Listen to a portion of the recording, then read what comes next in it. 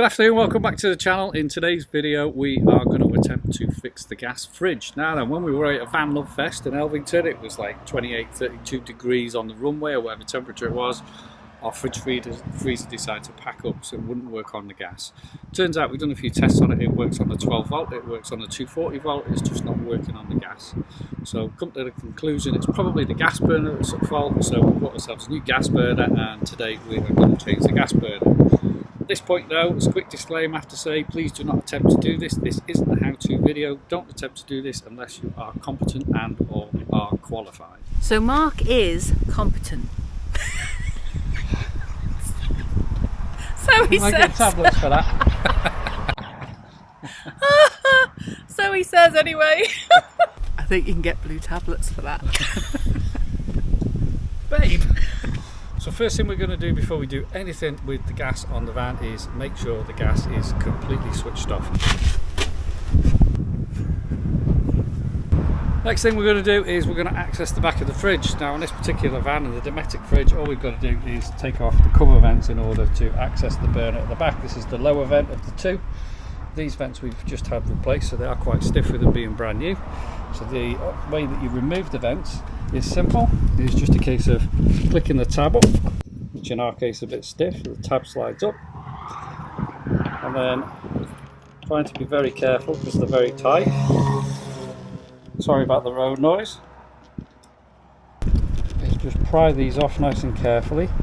If you've got an older van, they'll probably just come straight off, but these are literally, we've only had them on there for a couple of months. There we go, and that then comes out from there, and now we can actually access the back of the fridge.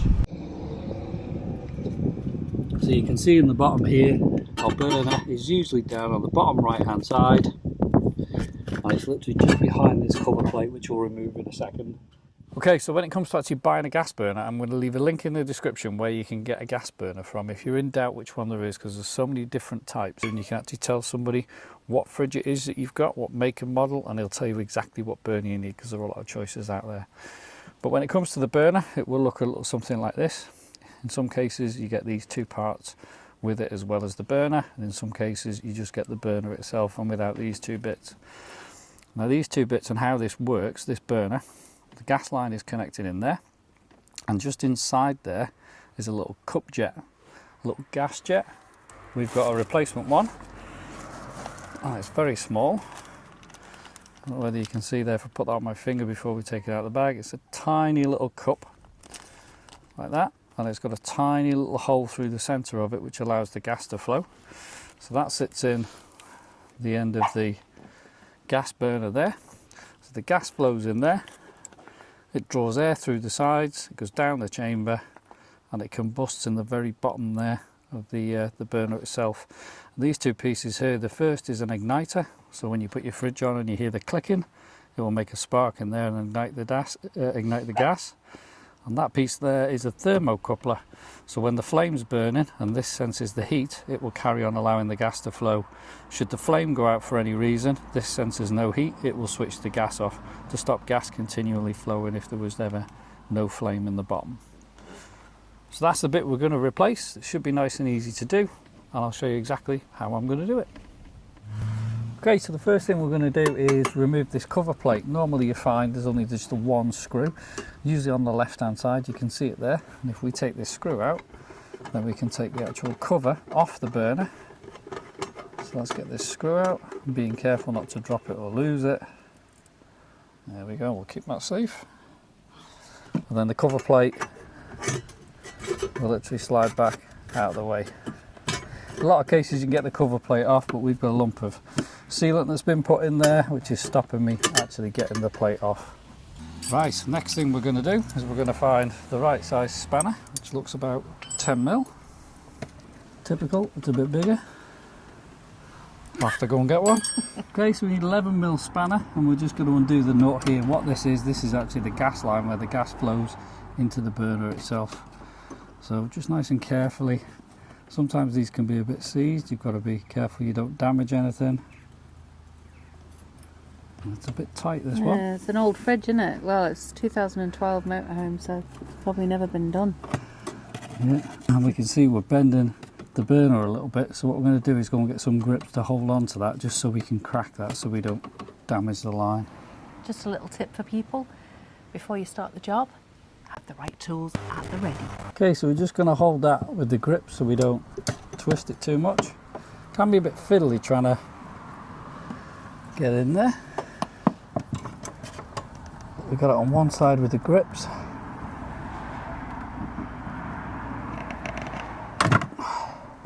So it's a bit tricky. It is a tiny little turn at a time, not a lot of space in there. So a small spanner would be best if you've got one. It's 11mm in size, this one. But you can see we're not even getting quarter of a turn, so a little bit of patience. Right, there we go. That is the actual gas line disconnected. So we can just pull the nut back. The next thing we've got to do is get the burner away from here, from its mounting, and it's just that one screw there. We're just going to undo that screw and it should just literally drop out. You hope so. I hope so. Everything's just a little bit old and seized, isn't it, in here? It's a 2012 motorhome, that's why, isn't it? And it's probably never had this changed.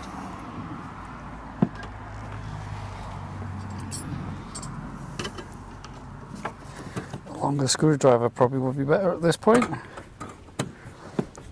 The screw seems like it's a bit tight, it doesn't want to come out. But there we go, we got the screw out. And again, being careful not to drop it. Keep it safe. And then the burner.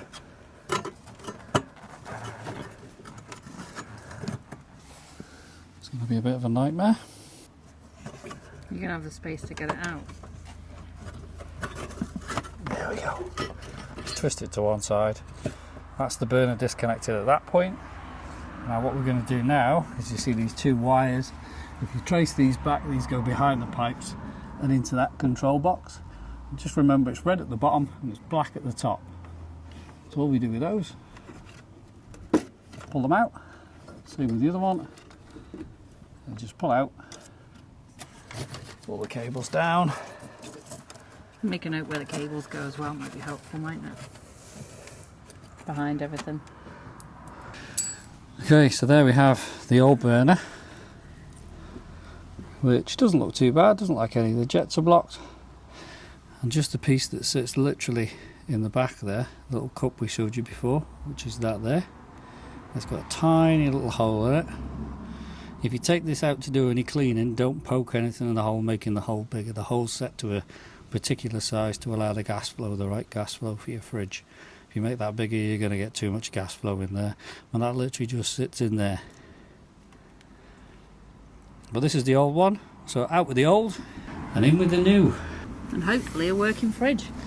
Hopefully. Okay, at this point, don't put your gas jet back in, because you're going to be in there, you're going to be trying to get your wires back in and twiddling around with it, and the chances are it'll probably fall out and you'll lose it, or you'll get dirt in it, and then it won't work when you've done the job. So we won't put the cup jet just in the end just yet.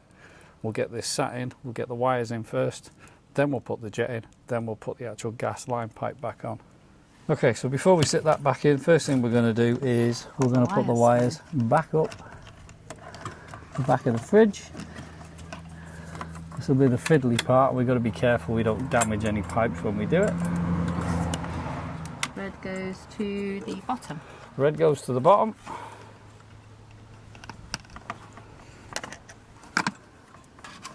Black goes to the top. So pull those wires in there again, exactly how they were. Red one goes in the bottom.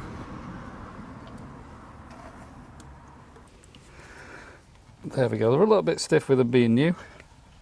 To make a really good tight fit, I'm just going to give them a little push with a screwdriver just to make sure. There we go, those are in. Okay, back to the burner.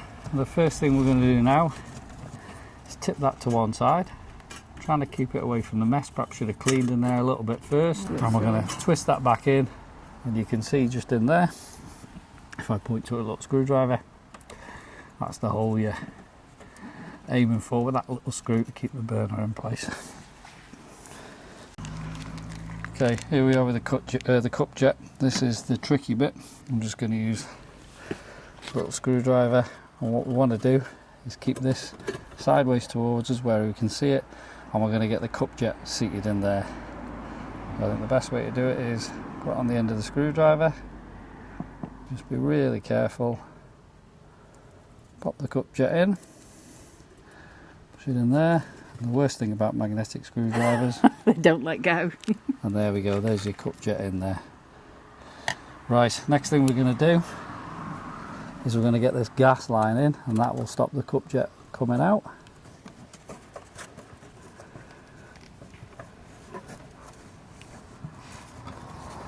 And it might take a little bit of jiggery pokery. Persuading. Give that a couple of turns, see if we can get it started. If we can't, we're going to have to raise it up a bit. I'll get that started. Are you managing it? Difficult getting your fingers in. Yeah.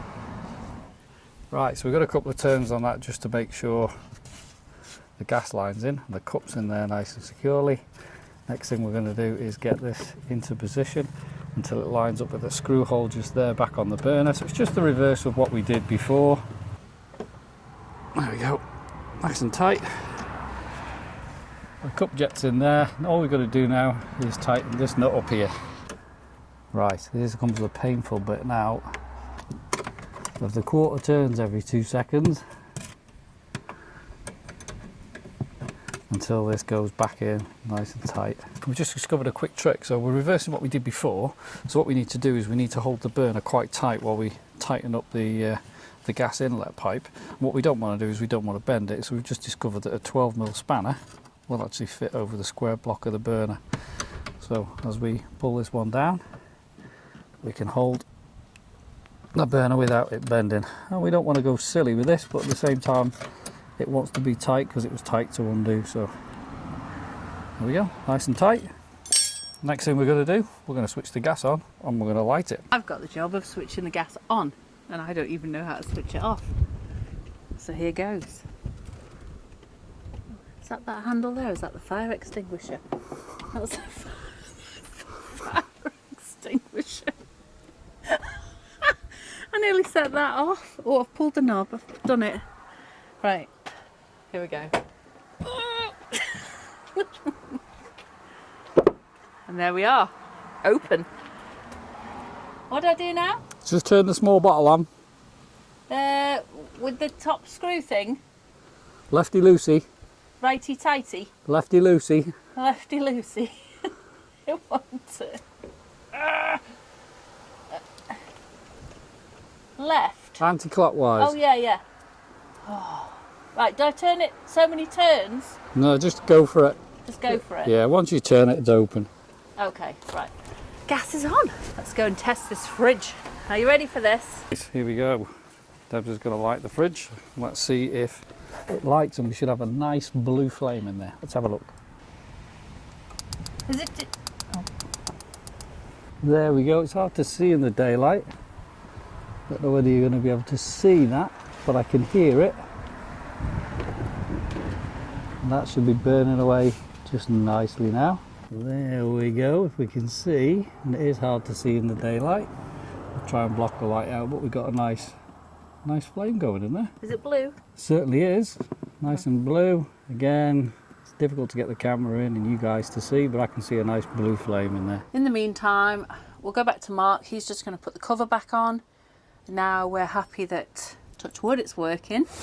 Next thing we're going to do, we're going to use our top test gas leak detector just to make sure there's no gas leaking at the point of where we undid that nut.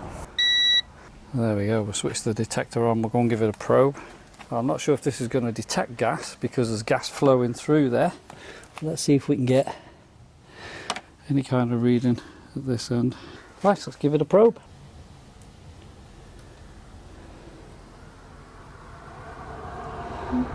Not detecting any.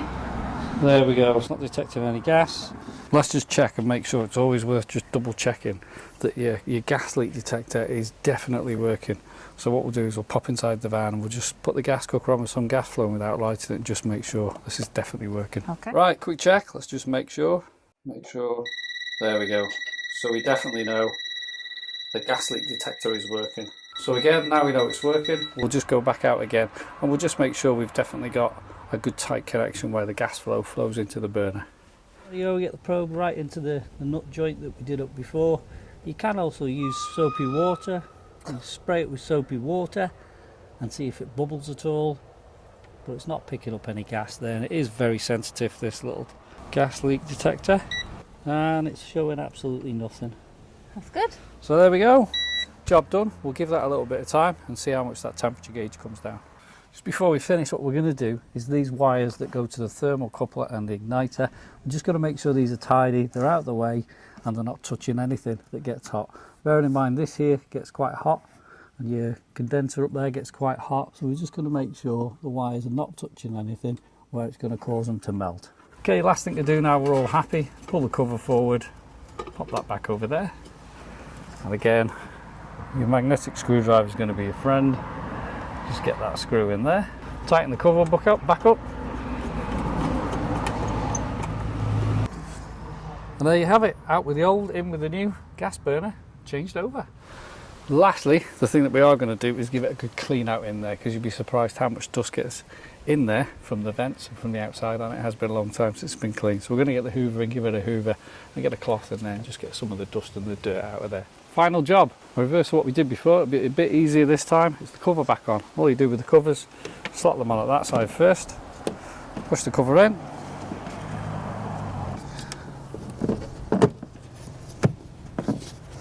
and once it's in, you just flick the catch down. These are a bit stiff with the medium new, you can normally just do it with your fingers. It's easier sometimes, just use the flat screwdriver. Job done. It's been about 30 minutes, so we're going to have a look in the fridge now and see if the temperature's dropped. It is very sunny outside, so if it hasn't dropped a lot, that's why. That could be why. Well, it's dropped to 17. Oh, it's gone up again. Now, it's been about an hour, hasn't it? It has, just over. Yeah, so we're just going to have a look in the fridge. I have taken all the bars and the cupboards out and everything because I wanted to clean it. But we'll have a look because I've left the temperature gauge in there. We shall look. Oh! So it's 12 degrees. That's brilliant. It was 18. So it was 18. It has dropped. Maths was never my strong. 6 degrees. 6 degrees, dropped, yeah. It's dropped. So we're getting there. You'll know if you have one of these fridges and they work on gas. They take ages to get down to temperature, especially from 18 degrees. But it's coming down, so it's good. Signs it's working. Because I think at Vanlove, the fridge was about 24 degrees, was it? At one point, yeah. Yeah, so we had to bin off all the meat, didn't we? And Beth and Ricky fed us. Thanks. The Hills Explore for feeding us. Yes. Oh, here's another train. Right, we're going. Bye for now. Bye.